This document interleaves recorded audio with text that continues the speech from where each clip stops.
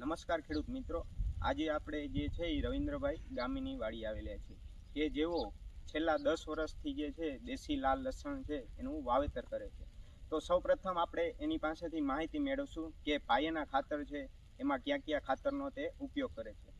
રવિન્દ્રભાઈ, તમે જણાવશો? નમસ્કાર, મારું નામ રવિન્દ્ર મંજીભાઈ ગામી છે, ગામ ભચાઉ, જિલ્લો કચ્છ. હવે અમે જે વાવેતર કરીએ છીએ લસણમાં, એમાં જે પાયાના ખાતરમાં જે ઉપયોગ કર્યો છે એ ડીએપી જે છે 1 એકરમાં 25 કિલો વાપરીએ છીએ. સાથે એમાં 10-26-26 એ પણ અમે 25 કિલો 1 એકરમાં વાપરીએ છીએ.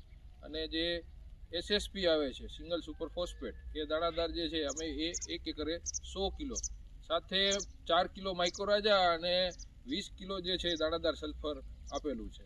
અચ્છા, આ સિવાય આપણે ખાસ વાત કરીએ કે રવિન્દ્રભાઈ છે જેણે જે લસણ છે એ મલ્ચિંગમાં કરેલું છે, તો આપણે તેની પાસેથી જાણશું કે કેટલા ફૂટનો બેડ બનાવેલો છે, અંદર જે આપણે ડ્રીપ રાખેલી છે કેટલી ડ્રીપ રાખેલી છે, આ સિવાય જે છે તેમાં બે છોડ વચ્ચેનું અંતર કેટલું છે. હવે તમે જે વાત કરી એમાં જે અમારું જે બેડ બનેલો છે એ 3.5 ફૂટનો બેડ છે અને 4 ફૂટનું મલ્ચિંગ વાપરેલું છે અમે. અને એ મલ્ચિંગ જે છે એ 25 માઇક્રોનનું મલ્ચિંગ વાપરેલું છે. અને એમાં બે છોડ વચ્ચેનું જે અંતર છે એ 3 ઇંચનું અંતર એમાં રાખેલું છે. અને ડ્રીપ લાઇનની જે વાત કરી તો 2 ડ્રીપ લાઇન જે છે એમાં મૂકેલી છે. અચ્છા, આ સિવાય મહત્વની વાત કરીએ કે આપણે જે છે પ્રતિ એકર જે લસણ વાવીએ છીએ એનો સીડ રેટ કેટલો છે? પ્રતિ એકર જે અમે બીજ વાપરીએ છીએ લગભગ 175 થી 200 કિલોની આજુબાજુમાં જે બીજ છે એ જોતું હોય છે. આ સિવાય જે આપણે ખૂબ વાત કરીએ અગત્યની કે આપણે જે દેશી લાલ લસણ વાવો છો એમાં પાછળથી જે છે એ તમને રોગ જીવાતનો પ્રશ્ન કેવો આવે છે? આમાં દેશી લાલ લસણની વાત કરીએ તો જે દેશી લાલ લસણ છે ને એ પોતે એક રોગ પ્રતિકારક શક્તિ ધરાવતું બિયારણ છે, જેના કારણે એની અંદર કોઈ પ્રકારનો રોગ આવતો જ નથી.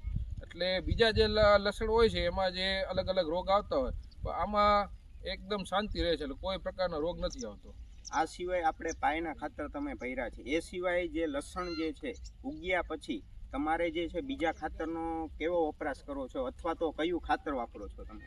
હું એક તમને વાત કરતા ભૂલી ગયો, એની અંદર 1 એકરમાં લગભગ 25 થી 30 ટન જેટલું અમે કોહવાયેલું છાણિયું ખાતર વાપરેલું છે. એટલે એના કારણે લગભગ કોઈ પ્રકારના ખાતર આપવાની જરૂર પડતી નથી. અને માત્ર અમે જે એક એનોરોબિક બેગથી જે સ્લરી તૈયાર કરી છે એ દર બીજા ત્રીજા દિવસે એની અંદર અમે 50 લીટર 1 એકર પ્રમાણે એમાં ચલાવતા હોઈએ છીએ. એટલે એનું જે ખૂબ રિઝલ્ટ છે એ અમને ખૂબ સારું મળતું હોય છે. અચ્છા, અને આ સિવાય આપણે વાત કરીએ કે તમને પ્રતિ એકર છે આનું ઉત્પાદન જે છે એ કેટલું મળે છે? 2500 થી 3000 કિલો જેટલું એનું ઉત્પાદન મળતું હોય છે. અને સૌથી અગત્યની વાત છે કે જેઓ છેલ્લા 5 વર્ષથી તો મલ્ચિંગમાં વાવેતર કરે છે, ટોટલી તો જે છે એ 10 વર્ષથી તો વાવેતર કરતા જ હતા, પણ છેલ્લા 5 વર્ષથી તેઓએ મલ્ચિંગનું જે છે એ અપનાવેલી છે. તો મલ્ચિંગથી જે અપનાવી છે એનાથી બીજા કયા કયા ફાયદાઓ થાય છે?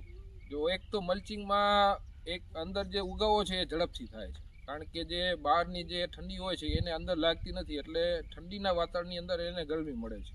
બીજું જે વાત કરીએ તો એમાં મલ્ચિંગના કારણે છે ને નિંદામણ ખૂબ ઓછું થાય છે. ત્રીજી વાત કરીએ તો ભેજ છે એ અંદર જળવાઈ રહે છે, એટલે પાણીનો બહુ ઉપયોગ એટલો બધો એની અંદર ઓછો કરવો પડતો હોય છે કે એટલો પાણીનો બગાડ નથી થતો. ત્રીજું જે ચોથી જે વાત કરું તો એનો જે ઉગ્યા પછી જે ગ્રોથ છે એ ખૂબ સારો એનો વિકાસ થતો હોય છે.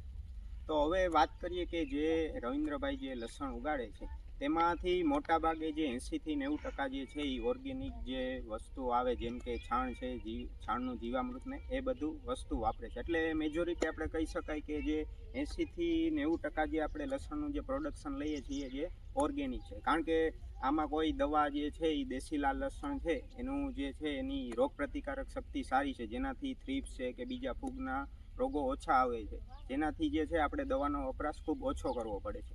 અને આપણે જે છે વધારે પડતા આમાં જીવામૃત છે, આ સિવાય બીજા જે છે બ્રહ્માસ્ત્ર છે જે બનાવીને વાપરીએ છીએ, જેનાથી જે છે આપણે જે આ લસણનું જે પ્રોડક્શન છે એ ઓર્ગેનિક રીતે મેળવીએ છીએ. તો તમે પણ જે આ ઉત્પાદન જે મળે છે તમારે જો ખરીદવું હોય તો તમે નીચે આપેલા કોન્ટેક્ટ પર સંપર્ક કરી મગાવી શકો છો. આભાર. ધન્યવાદ.